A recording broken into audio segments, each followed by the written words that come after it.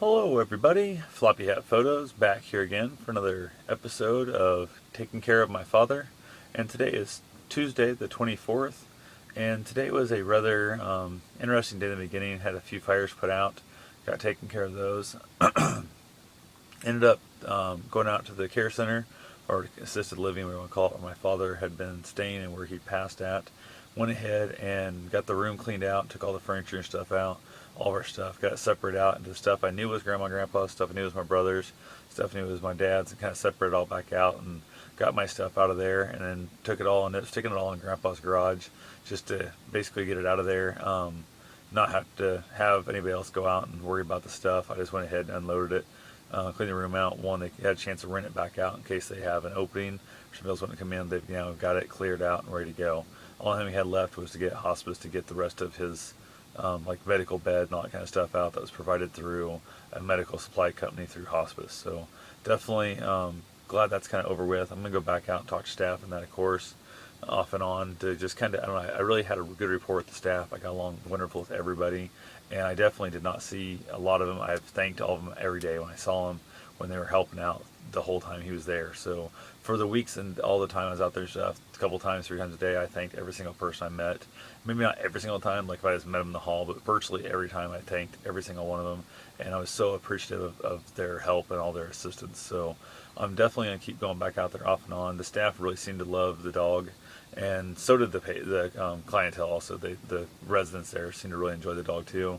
And the Alzheimer's ward especially seemed to really enjoy him. He doesn't get they don't get much, I guess, animals down there and stuff, and then on top of that, they never get big dogs. So it was definitely a good time for me, and it's been really good for me to be going out there. I'm going to keep doing that. So I did end up talking to a few different people in that with my father, and different things in the beginning for the day. We ended up meeting over at 1 o'clock to sign the release paperwork to allow him to be cremated. We got that taken care of, and went ahead and set up the rest of the service. And kind of what we're doing, we picked out a couple songs in that.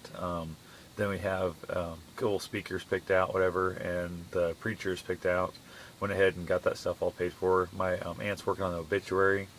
I'm not sure what's going on with it. I thought I should have seen a copy of that by now, but it doesn't matter because we're going to put it in next Wednesday's paper, so we have plenty of time on that. His service will be Friday, and it's kind of weird having the obit come out after the service, but oh well. My brother was really pushing heavy and hard for having it this Friday, whatever. He was not gonna. He didn't really want to budge on it, and I thought, what the hell, that's fine. And I scheduled it during a change of shift from the factory he worked at for a lot of the people getting on and off shift there. That way, the people come in an hour early before work and an hour after work when they change shifts off, so they can stop by and pay the respects. My mother, his first ex-wife, had came up with the idea of, in lieu of flowers, because a lot of times they have in lieu of flowers, you can donate whatever. Because I was not really a big flowery guy. Went ahead and she came up with a brilliant idea of donating to the Little League Association. He was really big in the Little League. He coached many teams for many years, spent many hours on there doing work, just mowing, rebuilding fences, redoing stuff, and for many, many years was down there doing that. And I'd have to say he spent way more time with the Little League than he did with his own family. So it was one of those things that's what happens, I guess. Some people don't know how to deal with their own family and their own issues, so they put all their efforts and their work somewhere else. And that's what he did. He put tons of work down at that Little League, and that's Wimmy's memory. And I'm working on it now, getting his name on the memorial wall, and that's going to be definitely something there. And I'm hoping we can get some donations that'll help the Little League continue on. So I spoke with somebody down there stuff that's I'm not sure if he's the president of the Little League right now or not, and for many years my dad was that.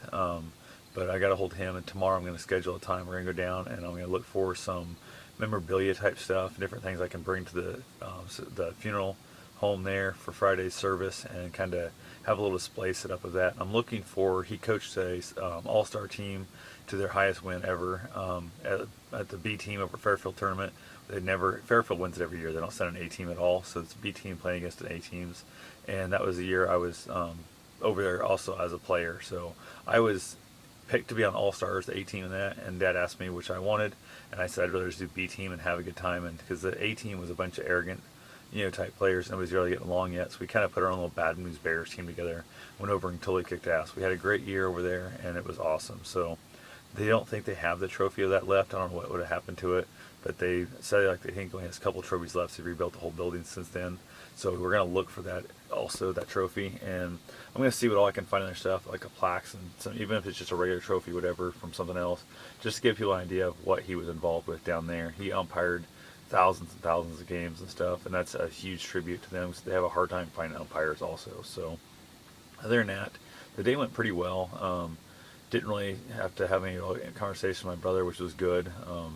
Not really, I don't know, into talking to him right now with the crap he pulled last night. Still kind of pissed off about that fact. So just got to do what I got to do, and I got to get over that. So it's one of those things. It's going to be fun and interesting come Friday.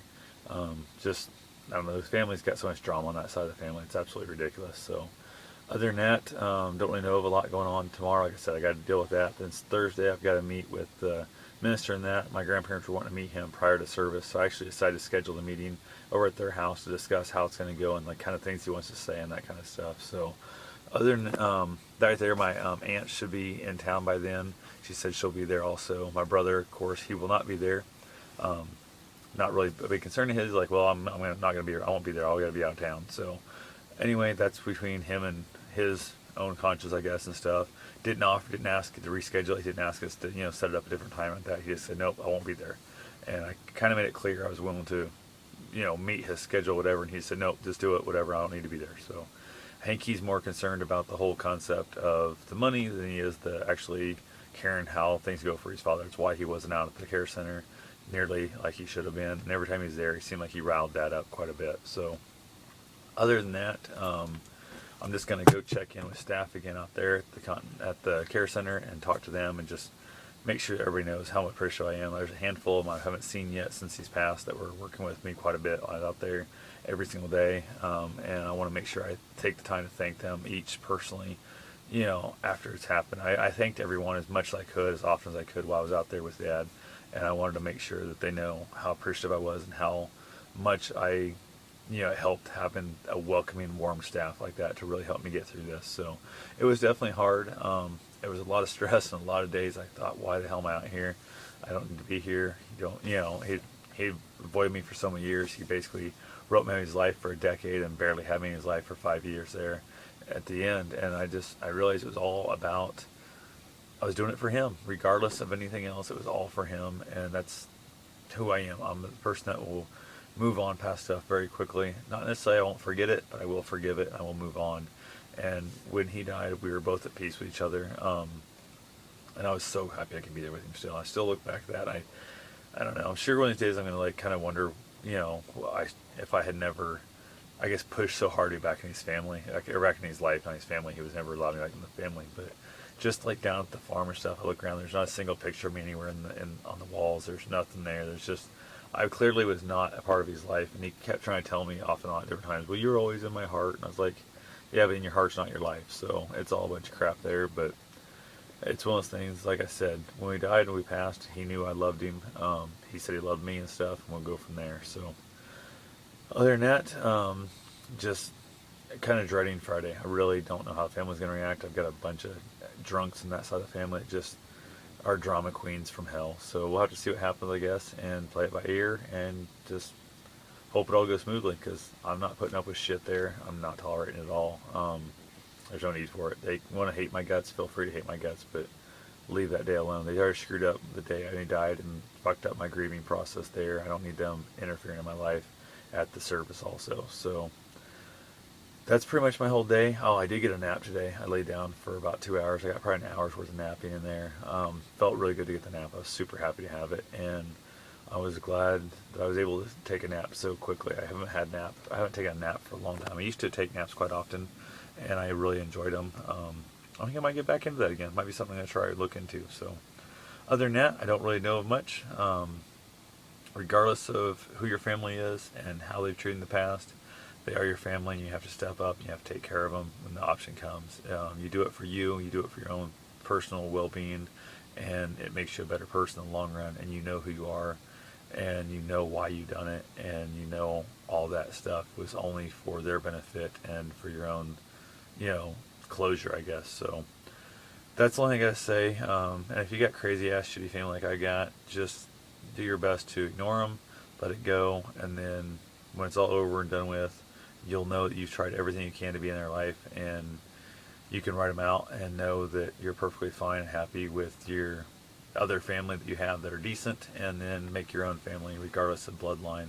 I have a very close friend of mine that I would consider, I would absolutely consider my family. So there's no blood there, obviously, but I would die for them. So, and they would die for me too. And that, there's a big thing. So, but I've had so much help from other people that aren't blood friends and stuff. I have had help from a couple of friends that one of them I knew back in high school. Her husband and her both have been godsends to me. I mean, they've done everything. They've been offered to help anyway.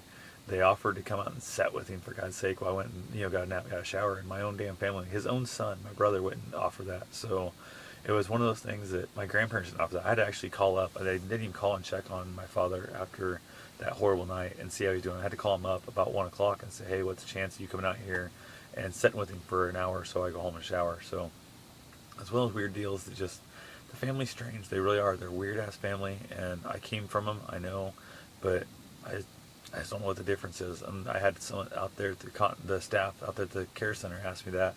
That's the only real difference I know is the fact that I don't drink, and everybody else over there does. So I don't know if maybe alcohol is what made the biggest difference, and maybe they're all compassionate, caring people that if it wasn't for drug and alcohol, stuff, they would have been perfectly compassionate people, but the alcohol has made them dumb, mean, and inconsiderate. I don't know, but that's where we're at, and that's what I've got to deal with. So I'll talk to you guys soon. Hope you guys enjoy these. Have yourself a safe, wonderful day. Any comments, complaints, concerns, please post them below.